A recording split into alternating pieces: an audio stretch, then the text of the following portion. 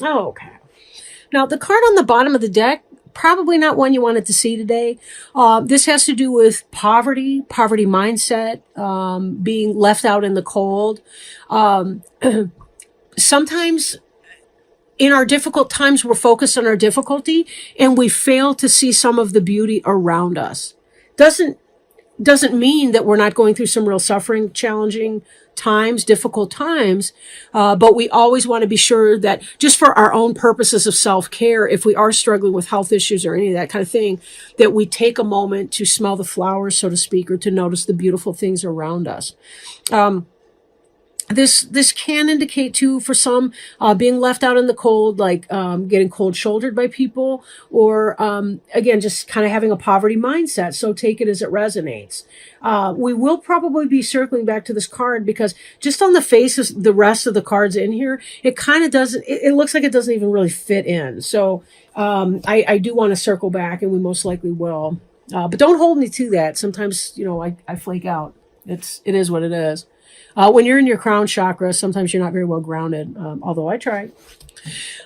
Now we have up here the Four of Wands. This is very much about the wedding, the celebration, the good times. We see 1111, the way these poles are arranged. If you're not familiar with twin flames and 1111, I recommend that you Google that or do a YouTube search, because there's a lot of videos on 1111 and what that means metaphysically. I don't really have time to get into that here, but for some of you, this can indicate a marriage, a celebration, and so on. Could be some of your holiday celebrations. And again, some of you may be getting married. So good stuff. Good for you. Or you could be in a wedding party. Again, take that as it resonates and we'll see, right? We see here too, we've got the Strength card. This is possible Leo, but this is about gentleness, of strength in character. Like, we don't have to use brute force to be a strong person. Strength can be in our gentleness, firm resolve, even. This could, as I said, represent a Leo. We do have the figure 8 up above this person's head here. And so this does tie into strength of character, and it's a quality of soul, which is infinity itself, or part of infinity. It is endless, right? It's part of our soul's attributes, and yours too at this time. So if you are going through some kind of hardship, know that this is about honoring your spirit, your strength of character, that this too shall pass. Having that faith that this too shall pass. Now, 9 of Pentacles is, in fact, this is a single woman, a single person. It could be a man in this position as well.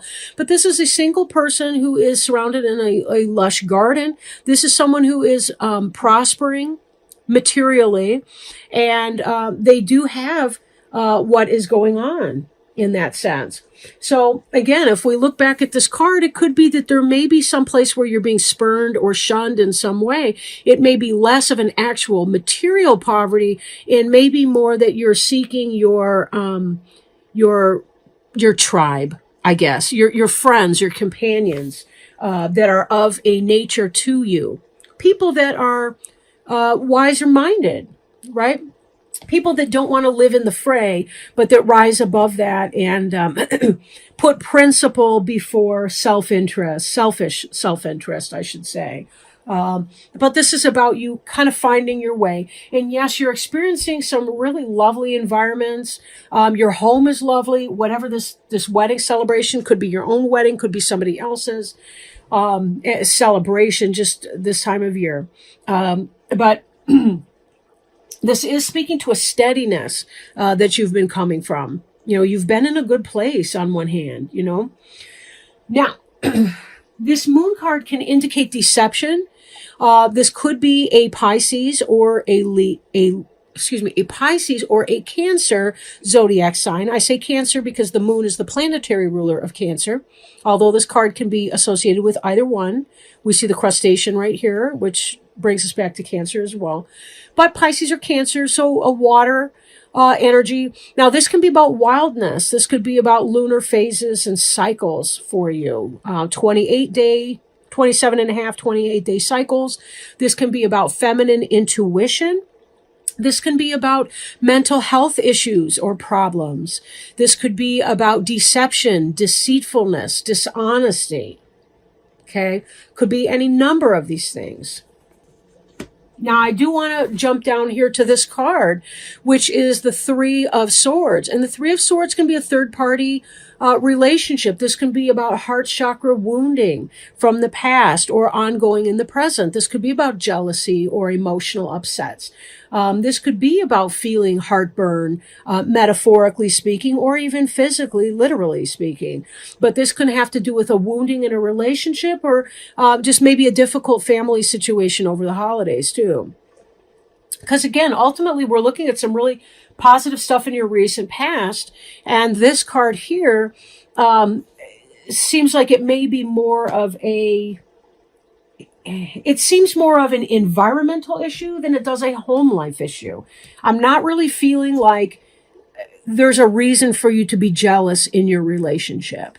Because right here at the heart, we have, this is about generosity, financial generosity, receiving a loan, receiving some kind of a handout or a charitable donation to you. This could also be about a well-balanced relationship with your partner, give and take, right? So if you have been experiencing some of this, help is on the way if you have been having some financial challenges. In your relationship, though, this issue is not about the person that you're involved with. At least it doesn't feel like that for the majority of people watching this. It doesn't feel like that. I'm almost feeling like there's some kind of negativity, gossip around the water cooler, or some sort of workplace or social life pettiness where you don't feel like you belong, and there may be people that are putting you down because they don't really understand you, because they're operating on this level and you have evolved or ascended to a higher octave of your existence on this plane. So be careful not to take it to heart. It doesn't have to keep you down, right? It doesn't have to keep you down. Excuse me, I'm having kind of a cold today. And the truth will out. This is about triumph and success and new beginnings. This, with our Page of Pentacles, shows us that you're on your way to building your material success. Now, we did see some of this in here. Even though this tends to be a single person, I kind of feel like it may be because, how do I describe what I'm feeling? It's not always easy. You're building something new, and you're going to be successful with that. This belief that you're going to be successful is going to come true. It is going to play out. And this has been because of support in your environment. Does that make sense? Like, some of you may have been experiencing material success in your environment because you're in a marriage or a relationship with a generous partner who's balancing you. And it's not that you're not leeching off this person. This is somebody that, if they fell down on their luck, you would be helping them.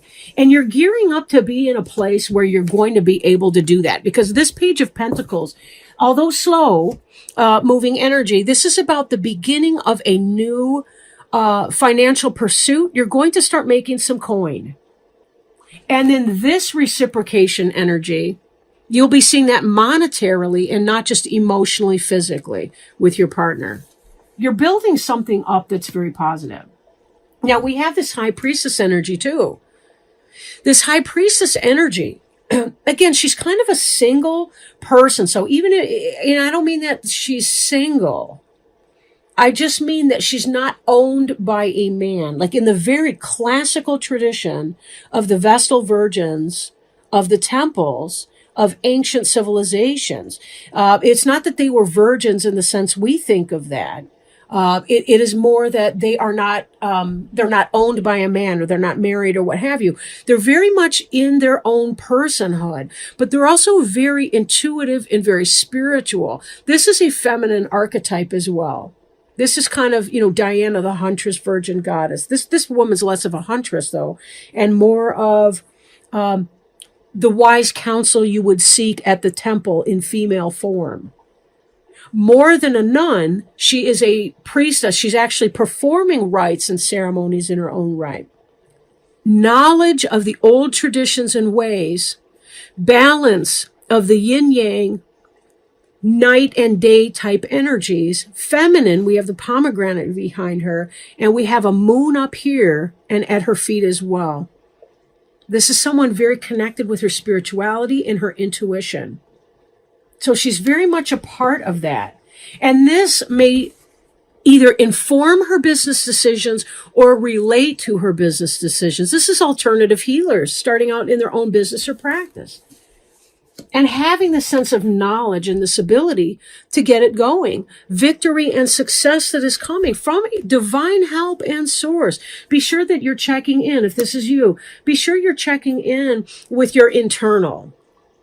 Be sure that you are healing. If you're feeling badly, that you're not, I want to say pulling your own freight, but I don't mean to imply that in a negative way. I know sometimes people feel bad, like, if I'm not making enough money and if my partner has to help me out, then that means that I'm bad in some way. I don't mean that. There's a progression here, though, from this type of luxury to being able to apply your knowledge set. And part of that is working through this self, working through the negative tapes that are playing through your head to get past this heart wounding, because it's going to hold you back ultimately. You want to be able to be genuine and kind to yourself.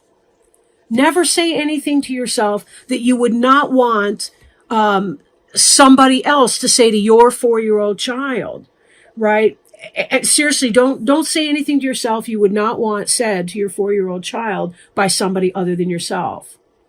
Now, I've been phrasing it that way. The saying is, don't say anything you wouldn't say to your own 4-year-old. But any number of people say awful things to their 4-year-old. That's why we all have baggage, right?